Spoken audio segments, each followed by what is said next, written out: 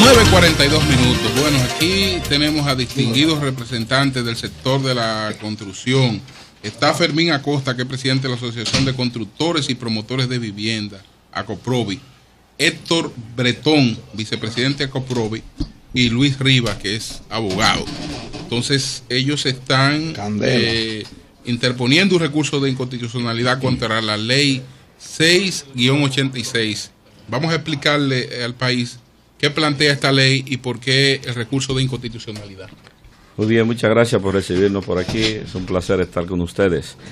Efectivamente, la ley 686, que se creó con la intención de pensionar a trabajadores del sector de la construcción, es una ley que caducó 4 años después de establecerse la ley 8701, en virtud de que la ley 8701, me refiero a la ley de la Seguridad Social, es una ley universal y que abarca a todos los trabajadores del país, no importa el sector en el que se desenvuelva.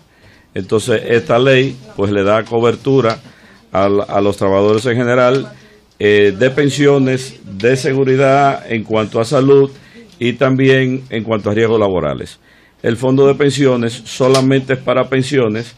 Ha sido un fondo que ha manejado una cantidad indeterminada de recursos porque, según esa ley, hay que aportarle el 1% del presupuesto de las construcciones del país, no importa que sean públicas o privadas, y en adición el 1% de los salarios de los trabajadores. Y no se sabe en qué lo invierten. Bueno, nosotros pedimos a la Contraloría General de la República un informe preguntándole si ellos alguna vez se habían rendido algún informe y nunca lo han hecho. Pero si caducó con la puesta en vigencia de la ley de seguridad social, ¿por qué todavía estamos hablando de esta ley? ¿Por qué todavía siguen pagando? La ley 8701 dictaminó que los fondos existentes al momento de la publicación de la ley tenían 4 años para convertirse en entidades reguladas por la Superintendencia de Pensiones, y ellos, por supuesto, nunca accedieron porque eso significa una serie de controles. Pero es un fondo de pensiones. Si es un fondo de pensiones, se supone que la Superintendencia de Pensiones tiene que regularlo. Pero no está regulado porque ellos no se convirtieron en AFP. Entonces, exacto, si no se convirtieron en AFP, tenían que hacer un proceso. No, pero como fondo de pensiones conocen ¿A quién les rinden cuenta?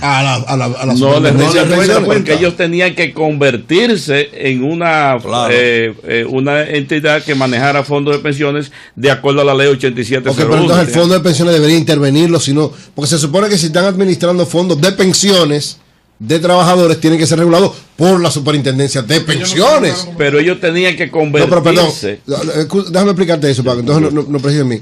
Si yo hago así ahora, agarro y pongo un banco comercial, yo pongo un banco y empiezo a apretar, a mí tiene que regularme la Superintendencia de Bancos, si no me interviene y no me permite hacer eso. Yo digo, ¿cómo entonces pueden ellos estar operando sin ser supervisados? Eso es lo que ellos están diciendo. Ok, pero yo digo que tienen que convertirse. No, que tienen que convertirse, de hecho ya lo son. No, la ley le dio 4 años y es tácito en un artículo de la ley donde tenían que hacer un procedimiento para convertirse en una entidad regulada por la Superintendencia de Pensiones, procedimiento que nunca hicieron. Por tanto, la misma ley dice, a los 4 años las entidades que no hayan esto caducan y deben dejar de existir. Okay. Y es lo que nosotros estamos diciendo. Explícitamente. La ley lo establece a sí mismo. ¿Y qué tiempo tienen ellos? Luis, tú tienes ese artículo de esa ley que... El dato exacto no lo tengo, pero es la ley de seguridad social 8701 que conmovió a la ley del fondo de pensiones. La ley del fondo de pensiones del año 1986 y ellos tenían que convertirse en una AFP. Están operando como un fondo de pensiones particulares. Lo que pasa es que la ley establece, perdóneme, la ley establece que las entidades que ya habían sido creadas en base a esa legislación anterior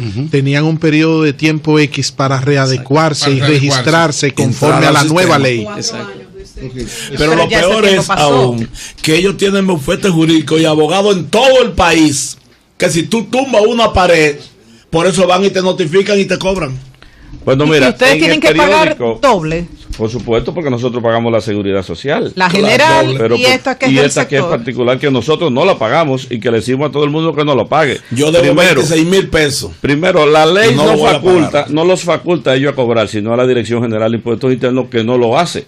¿Por qué? Porque la Dirección General de Impuestos Internos sabe que se manejan millones y millones de recursos que no se sabe qué hacen. Segundo, está la ley 8701 que le está dando cobertura a los trabajadores y que nosotros apoyamos a que todos los trabajadores estén bajo el marco de la ley 8701. Entonces, si tenemos esa legislación, lo que tenemos es que todo el mundo se adecue a pagar esa legislación y que los trabajadores, todos en general, como dice la ley, tengan no solo pensión, tengan riesgos laborales y tengan salud, que ellos no lo cubren. Pero además, ¿cómo es posible que usted tenga una cantidad de recursos, que usted maneje una cantidad de recursos tan grande y que usted pensione a la persona que usted quiera pensionar? Porque usted, si es trabajador de la construcción, se puede pasar 20 años cotizando en este fondo y nunca ser sujeto de pensión, porque ellos lo dicen ahí, y ahí está en el periódico de hoy. Dicen, no, nosotros pensionamos de acuerdo a la edad de la gente. Bueno, y entonces yo tengo una persona que es un tío mío, me lo lleva a un proyecto mío, lo pongo a trabajar, tengo un amigo del fondo, le digo, ven, pensióname lo que está trabajando aquí. Y el que se pasó 20 años, que le están descontando, que está pagando un 1% de su salario, nunca va a ser pensionado. Eso es un crimen, señores. Claro, eso es un robo. Pero óigame bien, ¿usted se imagina cuánto es el presupuesto de la construcción en el país? ¿Usted se imagina cuánto está invirtiendo el gobierno en escuelas? En escuelas. Exacto. ¿Usted se imagina cuánto es la construcción y los salarios que se pagan en el país en el sector de la construcción para manejarlo en un grupito de personas sin transparencia? ¿A qué nivel está el recurso entonces? ¿Ya fue interpuesto? Sí. El recurso fue interpuesto ante el Tribunal Constitucional por medio de una acción principal y está fijado para el día 22 de marzo ante el Tribunal Constitucional. Sí. De hecho, hay un precedente con una ley similar que fue con los obreros de la metalmecánica y nada explica. De hecho, eso no es un fondo público, es un fondo de particulares que se alimenta de recursos públicos y los impuestos son para sufragar cargas del Estado, de cargas públicas, no de particulares. Ok. Bueno, mire, yo quiero, para que tengan una idea, y me perdona, Martín, de la cantidad de recursos que esta gente maneja, porque así la gente no se da una idea. Odebrecht en el año 2012 lo demandaron por 1.080 millones. El metro por 1.080 millones. 1.080 millones. Van a salir presas. Y lo demandaron justo en las elecciones, día previo a las elecciones. ¿Para qué? Para que hubiera que buscar un dinero. Al metro, a la OPRE lo acaban de demandar el año pasado por 600 y tantos millones. Nosotros le dijimos a Diandino, ¿cómo tú vas a pagar eso? Eso es un crimen, Diandino. Por supuesto, Diandino hizo un acuerdo con ellos y le pagó 80 millones porque no son de los fondos del bolsillo de Diandino, son de los del pueblo. Nosotros, lo del dinero de nosotros y el dinero de nuestra empresa, no se lo podemos dar a esta gente para que lo maneje como ellos quieran. De los casi 200.000 millones que hay en fondos de pensión, ¿no está incluido eso? No, no están incluidos. O sea, ellos le están ahí. No, eso no se sabe dónde están, solo manejan ellos. Paralelo. Bueno, que digan una obra, una inversión que haya hecho el fondo de pensiones en el país. No, claro, no, eso está claro. No, digo, eso está raro, quiero decir. Y es la industria más grande. Pero lo que quiero decir que está raro que un fondo que se supone que tiene que ser regulado, que tiene tantos recursos, no hayan las autoridades actuado frente a eso. Lo que pasa yo te digo, si aquí, con un abogado. Yo te digo lo siguiente, si aquí cualquiera empieza a apretar y hace un banco tan grande, digo un banco, quiero decir paralelo, se supone que la superintendencia tiene que actuar inmediatamente. Yo me acuerdo que ellos tenían extraño, incluso tienen publicidad, tienen yo me acuerdo que ellos tenían una campaña publicitaria. Programa tiene publicidad. No, ellos actúan en la legalidad, porque ellos la imagen que dan es que en un fondo con cierto nivel, yo pensé que estaban regulados por todos lados. Nosotros hicimos un programa especial allá una vez. Una cosa que hay que puntualizar, y es que las AFP que hablan de que se está ganando mucho dinero, nosotros hemos hecho un cálculo que ellos no pasan de un 5.6% de lo que recaudan en gasto, en sus beneficios.